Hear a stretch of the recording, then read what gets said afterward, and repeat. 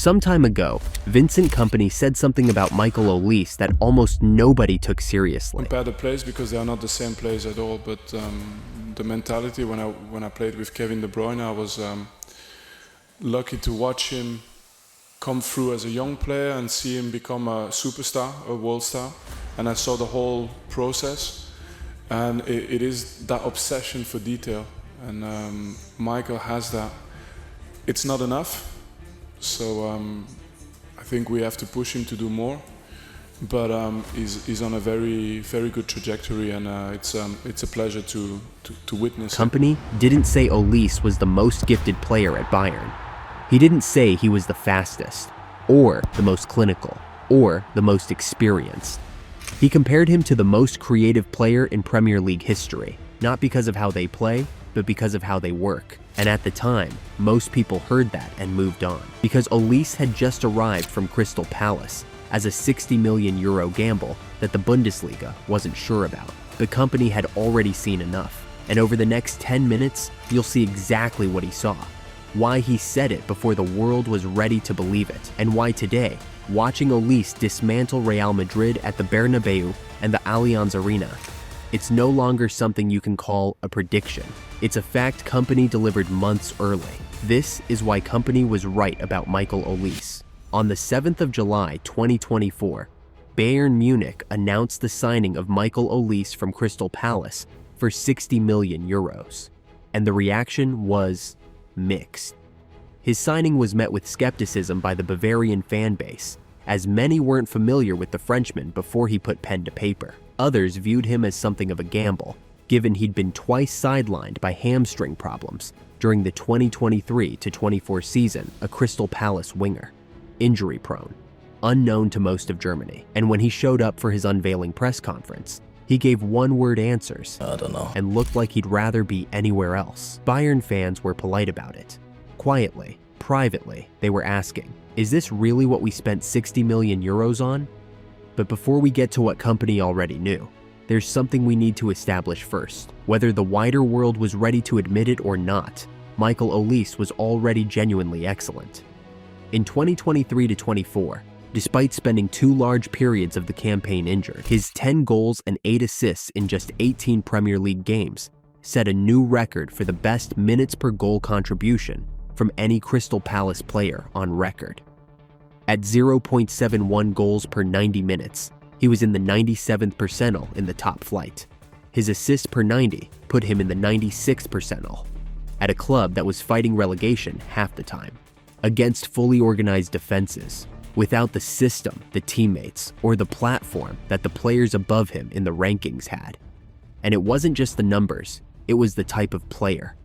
Left-footed on the right wing, cuts inside, bends it into the top corner, with his weaker foot looking like his stronger one. Described by Micah Richards as someone who, when allowed to express himself, is going to be a superstar. Here's what most people focused on: the injuries, the Palace context, the fact that he'd only played 19 games in a season where most elite transfers get judged on 38. And when you're spending €60 million, you want certainty. You want a player who has already proven it at the highest level. Olise hadn't. He'd proven it at Crystal Palace, in flashes, in shortened seasons, with hamstrings that kept giving way, which is exactly why the narrative around the transfer was talented, but a risk. And that's where most people stopped.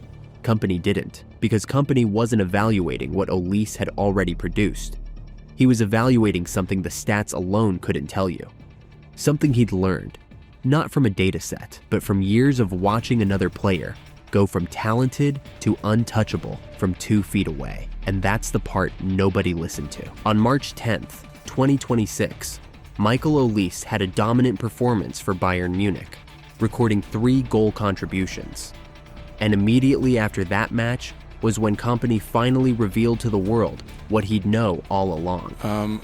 Of working with top talents, I don't want to compare the players because they are not the same players at all, but the mentality when I played with Kevin de Bruyne, I was lucky to watch him come through as a young player and see him become a superstar, a world star, and I saw the whole process, and it is that obsession for detail, and Michael has that. it's not enough. So I think we have to push him to do more. But he's on a very, very good trajectory, and it's a pleasure to witness it. Here's the thing about Vincent Kompany's De Bruyne comparison. He wasn't saying Olise plays like De Bruyne. They had different positions, different profiles, different everything on paper. What he was saying was something much more specific. And to understand why it matters, you have to understand what Kompany actually knows about De Bruyne. Not as a fan watching from the outside, but as a teammate watching from 2 feet away for years. In Manchester City's documentary about De Bruyne's career, at the time he really didn't leave a good impression on me. I thought, don't know, he just seems to moan a lot. He tries a lot of things. He wasn't coming off that time when he came. And I said, it's a shame. We could have done with some more talent in the team. And just anyway, time went by, and then Kompany described his first impression of him like this. I thought he seemed to moan a lot. That was his opening thought. Not, this guy is special. Not, he's clearly going to be a superstar. His first reaction was, this kid complains too much. And then he watched him train, day after day. And something became clear. The moaning wasn't ego, it was standards. Kompany came to realize that behind what he called De Bruyne's nice boy facade, there is a winner in there. I know a few bad losers, but he is one of the big ones.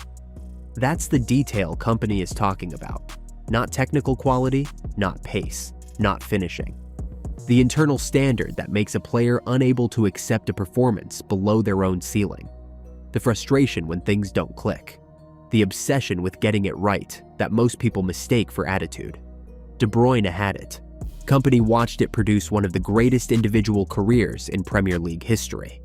And then, in the summer of 2024, in his first weeks at Bayern, he saw the same thing in Olise. His mindset is what makes him so special. He's a lad who works with great attention to detail, who also gets frustrated sometimes when things don't work out 100%.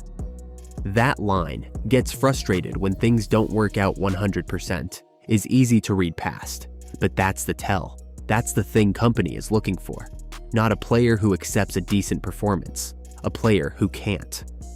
Now here's the other thing that most people missed at the time. Olise chose Bayern because of the pull of the Champions League and the prospect of working with Kompany specifically. Chelsea had strong interest. Manchester United had strong interest. His mind was made up after early conversations with Kompany, before any of that became public sources, described Olise as a meticulous decision maker who wanted every offer presented to him before choosing. He wasn't chasing the biggest contract. He wasn't chasing the easiest route. He was choosing the environment he thought would make him better. That's the same logic, the same internal wiring. The player who asks, where will I grow fastest? Not where will I be comfortable? Kompany recognized it immediately because he had seen it before, not from a distance. From training sessions, dressing rooms, pre-match meetings, the places where character actually shows itself. And then there was the injury question, twice hamstrung at Palace, real concern from every club that tried to sign him. Kompany addressed it directly. Michael had his fair share of injuries at Crystal Palace, but what he does for his health off the pitch at his young age is incredible. If he keeps doing things like this, he'll stay fit for a long time. That's not a manager playing down an injury record for the press. That's a manager who has watched his player in training every day and is reporting what he sees. The same detail obsession applied to his own body, recovery protocols, sleep, nutrition, the unglamorous work that nobody films, and Kompany saw all of it before Olise had scored a single Bundesliga goal, before the Atalanta brace, before the Real Madrid assist at the Bernabeu, before the most assists in Europe's top 5 leagues, before any of the evidence the rest of the world would eventually need. He already knew, because he had watched a player with the same internal architecture become the best midfielder in the world. And when he saw it again, same obsession, same standards, same frustration at anything less than perfect, he said it out loud. Most people moved on. The chapter that followed proved he was right. In his debut season for Bayern Munich, Olise was stepping into a club that had just come off a trophyless year. A new manager, a squad still finding itself. and he was the 22-year-old from Crystal Palace that half of Germany had never heard of. Most people expected an adjustment period. New country, new language, different intensity. The assumption was 6 months of bedding in before you could judge anything. Olise didn't give them 6 months. He scored a brace on his Champions League debut in a 9-2 win over Dinamo Zagreb, his first goals at the Allianz Arena. By the end of that first season, he had 12 goals and 15 assists and was the Bundesliga's top assist provider. He was the only Bayern player to feature in all 34 Bundesliga rounds. He eventually won Rookie of the Season and was pad of the team of the season company's response to. That was not what you'd expect from a manager celebrating a breakout campaign. He was pleased, but immediately measured. He said, "A Bayern player isn't judged by one season, but by how consistently they deliver." The consistency came the very next season, 25-26. Second season, 17 goals, 29 assists, 42 games. The most assists in all competitions among players in Europe's top 5 leagues. Not just the Bundesliga, all 5 leagues. Every winger, every attacking midfielder, every number 10 across Spain, England, Italy, France, and Germany. Nobody created more. And it was in the biggest moments that it mattered most. In the Champions League, he scored 4 goals and provided 7 assists across the campaign, helping fire Bayern to the semi-finals, the quarterfinal against Real Madrid. First leg at the Bernabeu, Olise assists Kane's goal. Bayern win 2-1 in Madrid. Second leg at the Allianz Arena, 4-3. Olise scored the stoppage time winner to send Bayern through. Named player of the match, the biggest night in Bayern's season, the player who settled it. And the night before that second leg, Kompany sat in a press conference and was asked directly, "Is Michael Olise already one of the best players in the world?" He didn't dodge it. He didn't give a politician's answer. He said, "He'll surely be one of the best in the world one day. He's on the right track. Everything he does is right. His level now is one of the best in Europe." The crazy part? Michael has been available for over 18 months. No injuries since arriving in Munich. The same player who was twice hamstrung at Palace, out for weeks at a time. Flagged as a physical risk by every club that tried to sign him. Hasn't missed a match through injury in a year and a half. Because of what he does off the pitch. The detail, the discipline, the obsession applied to his own body the same way it's applied to his left foot. Kompany saw all of it before the world did. He said it. He built around it. And now, with Bayern in the Champions League semi-finals and Olise with the most assists in Europe, the evidence has caught up to the man who already knew. The question that started this video was simple. When did Kompany know? The answer, it turns out, is before Olise had played a single game. The world needed 2 seasons and a Real Madrid scalp to see what Kompany saw in a training session. Vincent Kompany saw something in Michael Olise that the rest of the world needed 18 months of evidence to accept. Everyone could see the talent. What he saw was the thing underneath it. The obsession, the detail, the internal standard that makes talent non-negotiable rather than occasional. He had seen it before, up close, for years.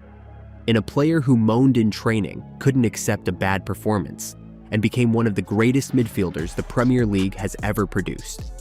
Olise has the Champions League semi-finals ahead of him, a World Cup to come, a career that, at 24, is still in its opening chapter.